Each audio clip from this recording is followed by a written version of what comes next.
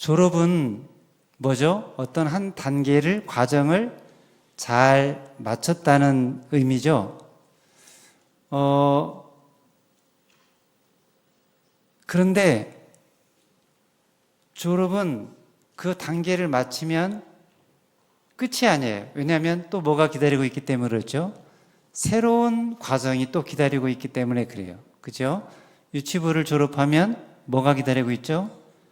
유년부가. 유년부를 졸업하면 초등부가. 초등부를 졸업하면 중등부가. 중등부를 졸업하면 고등부가. 이제 고등부만 딱 마치면 내 세상이 될 것 같은데 또 뭐가 기다리고 있어요? 예, 대학부가 기다리고, 또 대학부를 마치면 예, 또 다음 단계가 있어요. 다음 과정이. 그죠? 직장에도 가야 되고, 취업도 해야 되고, 연속되는, 계속되는 과정들이 있어요. 그리고 각 과정대에는 뭐가 있습니까? 이루어야 할 목표들이 있죠. 그러니까 그 목표를 정하고, 목표를 위해서 열심히 달려가는 게 어떤 의미에서 인생이라고 할 수 있을 것 같아요. 그죠? 근데 만약에 여러분, 우리 인생에 목표가 없다면 어떨까요? 삶에 목표가 없어. 그럼 어떻게 될까요? 목표가 없으니까 어디로 가야 되는지, 어떤 방향으로 가야 되는지, 지금 내가 뭘 해야 되는지, 앞으로 뭘 해야 되는지를 모르겠죠. 그럼 방황하게 되겠죠. 그죠? 그러면 그렇게 인생에 목표가 없으면 삶을 어떻게 살게 될까? 뭐를 기반으로 살게 될까요? 지금까지 살아온 삶, 그러니까 과거를 기반으로 살게 된다고 합니다. 왜냐하면 우리 뇌는 새로운 것을 세우고 새로운 것을 배우려고 시도하기 전까지는 과거에 했던 경험, 그 과거에 했던 경험만 기억하고 그것을 되풀이하기 때문이라고 그래요. 뇌가 그렇게 되어 있다는 거예요. 자, 그러니까 목표가 없으면, 새로운 것이 없으면 자꾸 뭐에 얽매여 살게 된다는 거예요? 과거에 얽매여 살게 된다는 거예요. 그래서 사람이 나이가 들면 대체로 이런 경향이 많이 나타나죠. 자꾸 과거의 것을 이야기하고 과거를 추억하고 과거의 경험만 가지고 살게 돼요. 왜? 앞에 새로운 계획이 특별히 없거나 새로운 것이 나타나지 않으면 그러는 경향이 있다는 거예요. 누구라도 다 그렇다는 거예요. 그래서 나이 드신 분들이 얘기를 하면 그 했던 이야기를, 과거의 경험을 딱 한 번만 합니까? 몇 번 합니까? 여러 번 하죠, 여러 번. 막 수십 번 하는 분도 있어요. 그죠?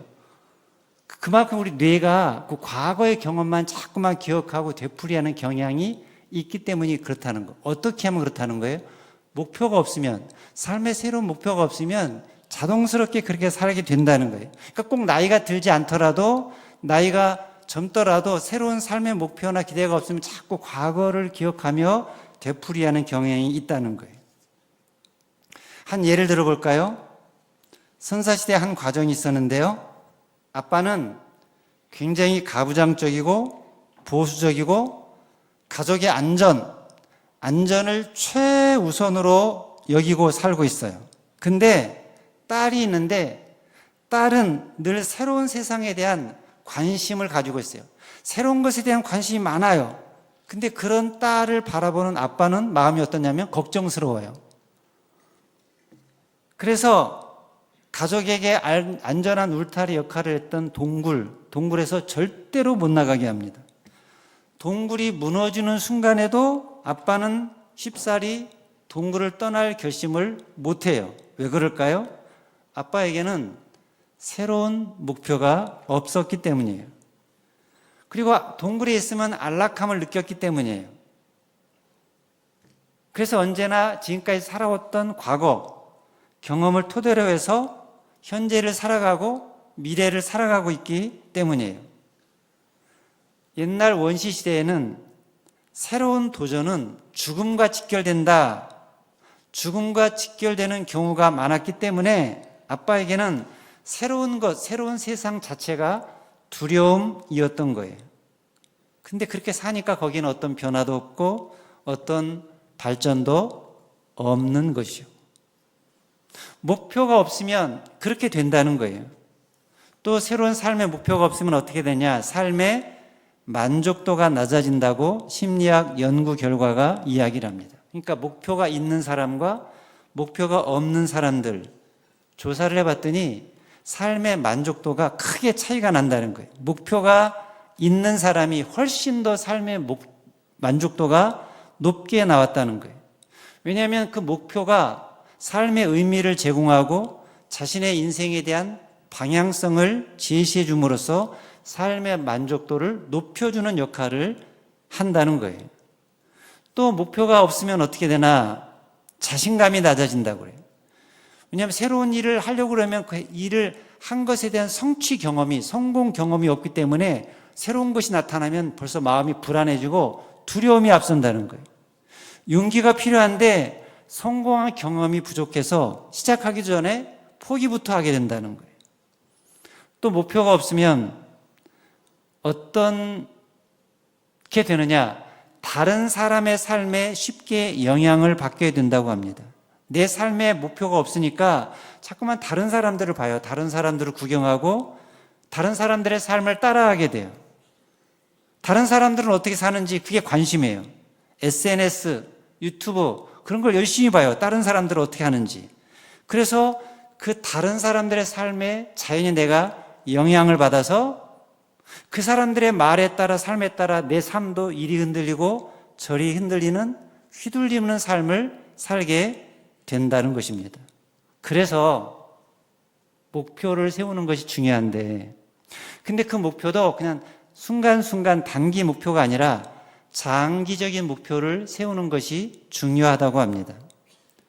하버드 대학과 예일 대학의 심리연구소에서 인생의 장기 목표가 꿈을 이루고 행복하게 사는데 얼마나 도움이 될까? 심리 프로젝트를 공동으로 조사해서 발표를 했는데요. 그 결과가 놀라웠습니다. 왜냐하면 이 프로젝트에 참가한 참가자 중에서 자신의 꿈이 이루어졌다. 사회와 가정 모든 곳에서 내가 행복한 삶을 누리고 있다. 노년에도 안정된 생활을 할 만큼 재산을 충분히 모았다라고 하는 최상위층의 비율이 3%에 불과했기 때문이에요. 그리고 그 아래 중산층이 있는데 10%. 그리고 약간의 부채, 빚을 가지고 근근히 살아가는 서민층이 60%. 꿈을 이루기는커녕 다른 사람의 도움이 없이는 절대로 살아갈 수 없는 극빈층 27%였다고 합니다. 근데 이 사람들이 대학 과정 속에서 졸업할 당시에 어땠는지를 역추적을 해봤더니 그 과정에서 상위 3%와 그리고 중산층에 속하는 10%, 이 둘의 공통점을 발견했는데 그 공통점이 뭐였느냐? 그들에게는 인생의 장기 목표가 있었다는 것입니다. 인생의 목표가 이 사람들에게는 뚜렷했다는 거예요. 근데 뭐가 3%와 10%의 차이를 나타냈느냐? 그 목표가 얼마나 구체적이었느냐의 차이였다고 합니다. 그러니까 상위 3%는 대학을 졸업할 당시에 자기 인생 목표를 문서로 작성한 인생 계획표를 구체적으로 가지고 실천하고 있었다는 거예요. 10% 중산층은 계획은 있었는데, 목표는 있었는데 그것을 그냥 머릿속에만 가지고 있었을 뿐 문서로 만들거나 계획하지는 않았다고 합니다. 그러니까 목표에 대한 분명한 증거, 이게 충분하냐 불충분하냐, 이거에 따라 그 성과가 다르게 나타나더라는 거예요. 그리고 약간의 부채를 가진 60%, 이 60%는 계획을 갖긴 했는데 그냥 단기 계획만 가지고 살았다고 해요. 나머지 빈곤층에 속하는 27%는 어떠했느냐? 아무런 계획도 없이 그저 하루하루를 살아온 사람들이었다고 합니다. 그러니까 한마디로 이 사람들의 운명을 가르는 그 분기점이 뭐였느냐? 인생의 목표. 목표가 있느냐 없느냐, 목표가 분명하냐 안 하냐, 이게 엄청난 차이를 가져다 주었다는 거예요. 물론 이것은 일반적인 삶의 원리를 말하는 거예요. 신앙 원리는 어떨까? 신앙 원리도 마찬가지.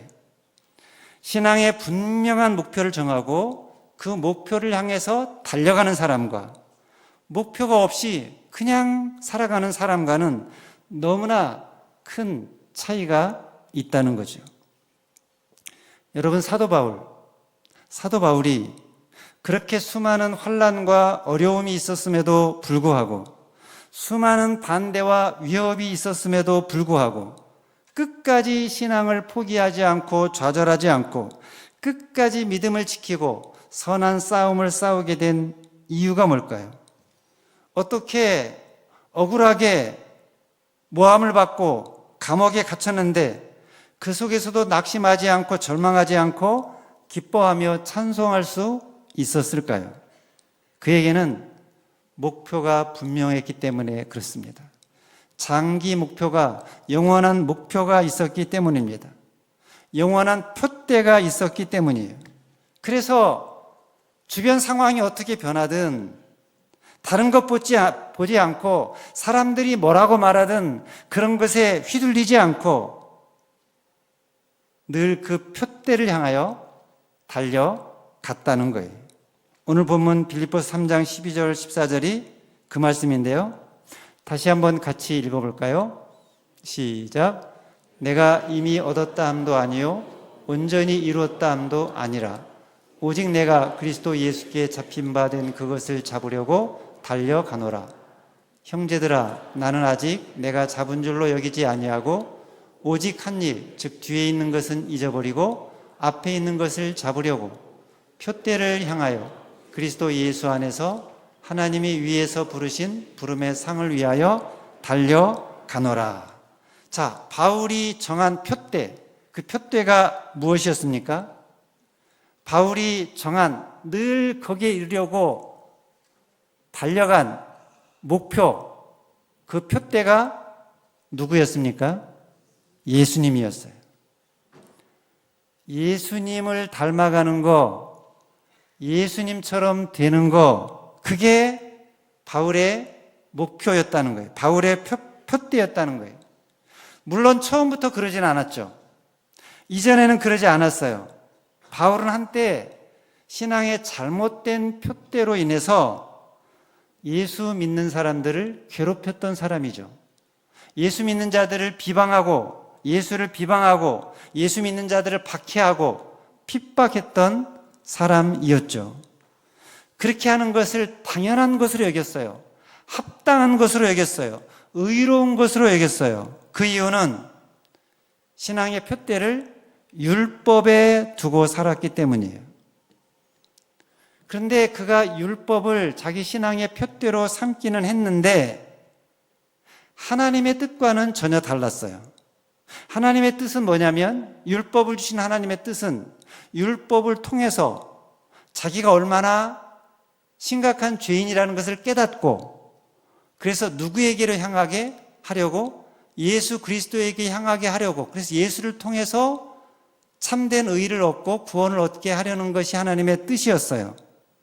그런데 율법을 제대로 아는 사람이라면 그렇게 되는데, 그래서 예수를 만나야 정상인데, 그런데 율법을 통해서 율법을 지킴으로 지키지 못하는 자신의 무능을 깨닫고 죄를 깨닫고 회개하는 것이 아니라 오히려 자기의 의를 드러내고 자기의 공로를 내세우는 사람들이 있죠.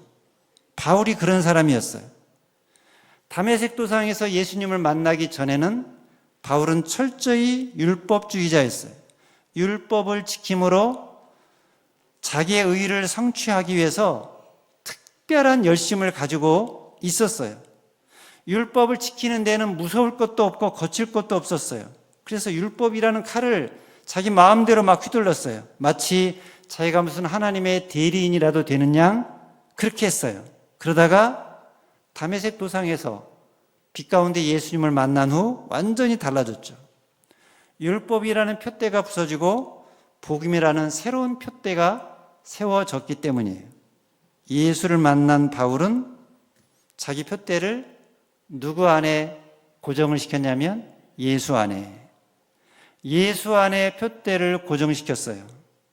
사나 죽으나 예수가 표대였어요. 앉으나 서나 예수가 표대였어요. 한결같이 예수를 목표 삼고 달려갔어요.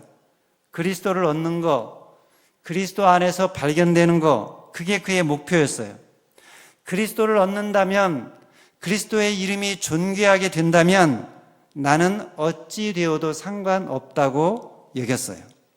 그래서 어디든지 예수가 나와 함께하니, 예수가 나를 사랑하니 그 어디나 하늘나라다 고백하며 사는 사람이었어요. 매를 맞아도, 오해를 받아도, 감옥에 갇혀도 괜찮다는 거예요. 예수가 목표가 되니 다른 것은 어찌 되어도 전혀 문제가 되지 않았다는 거예요. 저는 저와 여러분들의 삶도 그렇게 되시기를 바랍니다. 오늘 교회학교를 졸업하는 여러분들의 삶도 그렇게 되시기를 바랍니다.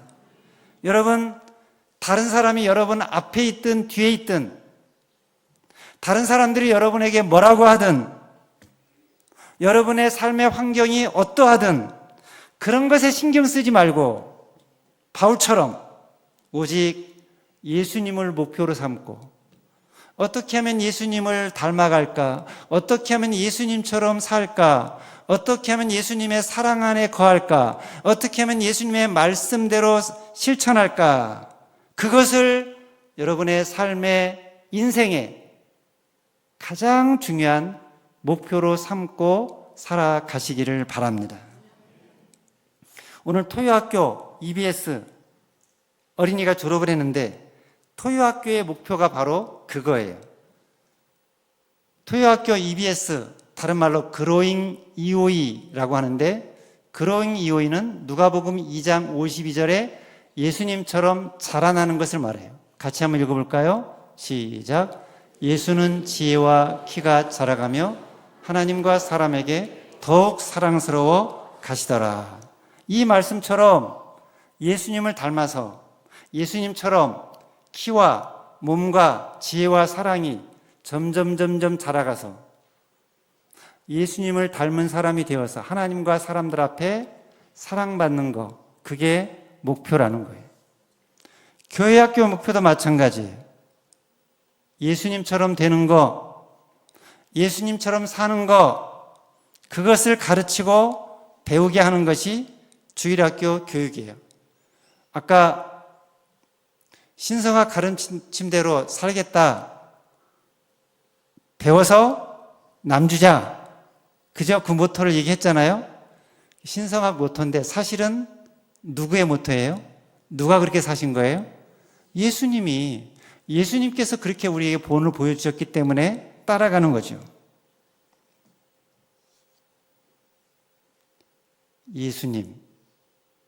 예수님이 나의 목표입니다. 예수님처럼 사는 것이 내 인생의 목표입니다. 작은 예수가 되는 것이 나의 목표입니다. 이 목표를 여러분 분명히 세우고 살아가시기를 바랍니다. 그래서 다른 사람들이 여러분을 볼 때, 야, 쟤는 어떻게 공부를 잘하냐? 어떻게 이렇게 똑똑하냐? 어떻게 이렇게 잘생겼냐? 예쁘냐? 운동을 잘하냐? 춤을 잘 추냐? 그런 말도 할 수 있겠지만 가장 중요한 축복 뭡니까? 야, 너를 보니까 예수님이 생각이 난다. 그 말을 듣는 것이 가장 교육을 잘 받은 사람이라는 거예요. 유명한 천재 물리학자 아인슈타인이 이런 말을 남겼습니다. 모든 것을 다 배우고 학교를 졸업한 후에 그 사람 몸에 남아있는 것이 교육이다. 뭐라고요? 다 배우고 졸업한 후에 그 사람 몸에 남아있는 것이 교육이다 그랬어요. 그러니까 무슨 말이에요? 초등학교 6년을 졸업하고 나면 남아있는 게 뭐지? 그게 교육이라는 거예요. 중학교, 고등학교 과정을 다 마치고 나면 남는 것이 교육이다. 지금 교회학교를 마쳤는데 마치는 나에게 무엇이 남아있나? 유치부, 유초등부, 중고등부를 마치고 무엇을 남길 것인가? 유치부, 유초등부, 중고등부 과정을 머물고 마치고 떠나면서 나는 무엇을 남겨 놓았나? 핵심이 예수님이라는 거예요. 얼마나 예수님을 알게 되었고 얼마나 예수님을 닮게 되었나? 얼마나 예수님의 흔적이, 예수님의 모습이 내 삶에, 마음에, 행동에, 입에 남게 되었나? 여러분, 예수님은 어떤 분이십니까? 예수님은 사람들을 어떻게 대하셨습니까? 어느 누구도 차별하지 않으셨죠. 누구도 비교하지 않으셨어요. 너는 왜 쟤보다 못하니? 그런 말 하지 않으셨어요. 있는 그대로, 존재 자체로 귀하게 보시고 사랑해 주셨습니다. 저와 여러분들도 그렇게 되시기를 바랍니다. 누구도 비교하지 마시기 바랍니다. 부모는 자녀들을, 교사는 학생들을 절대로 다른 누구와 비교하지 않았으면 좋겠습니다. 그는 그 누구와도 비교할 수 없는 유일한 존귀한 존재이기 때문입니다. 또 예수님은 약한 자들을 멸시하지 않으셨어요. 죄인, 세리, 창녀들, 병든 자들 그 사회에서는 다 냉대하고 멸시하고 홀대했지만 사마리아인들, 이방인들 개 취급했지만 예수님은 전혀 그러지를 않으셨습니다. 여러분도 여러분 주변에 약한 사람들, 공부를 좀 못하는 사람들, 힘이 약한 사람, 관계를 좀 잘 못 맺는 사람, 말이 어누는 사람, 행동이 느린 사람, 이런저런 이유로 못한다고, 느리다고, 수준 낮다고, 무시하고, 홀대하고 왕따 시키지 마시기 바랍니다. 부모도 교사도 여러분 자녀들의, 학생들의 약한 점 멸시하거나 무시하지 말기를 바랍니다. 또 누구와도 갈등하지 말고 그 누구와도 기꺼이 협력하고 동력하는 분들이 되었으면 좋겠습니다. 왜냐하면 예수님이 그러셨으니까. 예수님은 하나님에게 절대적으로 순종했습니다. 성령님은 오직 예수님을 드러내고 나타나는 일에 전무하셨습니다. 그래서 예수님을 보면 하나님이 보이고 성령님을 보면 예수님 보였습니다. 예수님은 성령님과 하나님과 완전한 일치를 이루고 완전한 협력을 이루고 완전한 동력을 하셨습니다. 여러분들도 마치 한 사람이 하는 것처럼 그 누구와도 동력하는 분들이, 협력을 잘하는 분들이 되시기를 바랍니다. 그리고 예수님은 사람들을 있는 모습 그대로 보시고 용납하시고 그가 변화되도록 도와주셨어요. 우리도 그래야 됩니다. 나와 다르다고, 성격이 다르고, 하는 일의 방향이 다르고, 순서가 다르다고, 그게 틀렸다고 정죄하지 말고 다양한 사람들의 그 다양성을 인정해주고 용납하고 그 안에서 성숙하도록 도와주는 분들이 되시기를 바랍니다. 또 예수님은 주와 선생이면서도 무릎을 꿇고 제자들의 발을 씻겨주시고 양들을 위하여 자기의 목숨까지 버리셨습니다.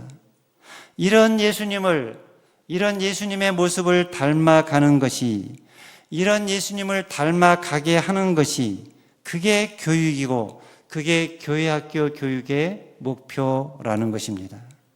학생은 학생으로서 예수님을 닮은 제자가 되는 것, 그것을 그러므로 평생의 목표로 삼아야 하고, 부모와 교사는 부모와 교사로서 가정에서, 학교에서 예수님 닮은 제자가 됨과 동시에 그 본을 자녀들에게, 학생들에게 보여주는 것, 그것을 목표로 삼아야 한다는 거예요.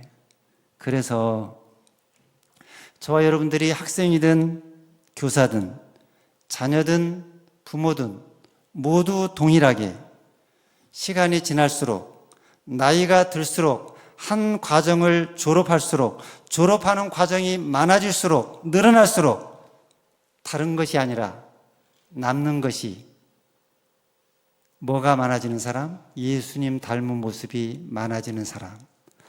그런 사람이 되시기를 바랍니다. 시간이 갈수록 과거를 추억 삼고 과거만 되풀이하며 사는 것이 아니라